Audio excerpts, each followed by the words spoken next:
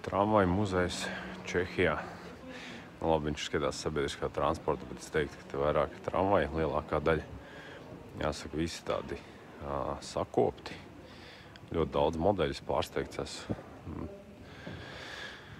Modeļu modifikācijas, un tas viss ir saglabāts, restaurēts. Nav pie kārtējās modernizācijas nodots metālūžņos. Tas ir baigi svarīgi, lai tas viss. Tā kā ar automašīnām bieži gadās, kad, piemēram, otrie golfi pilnas ielas, un tad beigās viņi vairs nav vispār. Un tāpat ar sabiedrisko transportu. Tiem šobrīd Ikarus, piemēram, atrast kādu dzīvu vēl ir, man liekas, vispār nereāli. Tā pašā laikā viņi bija pilnas ielas.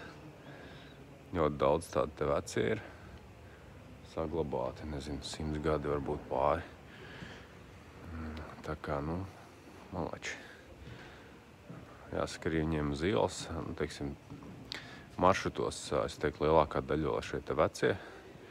Ir arī kaut kādi jaunie, līdzīgi kā mums Rīgā tie jaunie, bet šitie te šāda te veida ir lielākā daļa, principā, šajos te maršrutos sakopti visi un tādi darba kārtībā labā. Interesanti, šitas te ir tāds modernizēts, negluži, bet jaunāks modelis.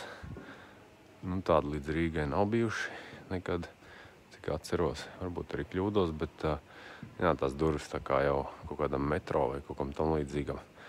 Un arī nemaz nav tik jauns, viņš ir 96. gada modelis un tāds diezgan interesants, jā.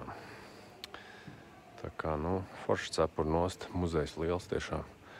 Iesaku, jāsat Čehijā apstīties, Prāgā. Tāds tiešām ekspozīcija milzīga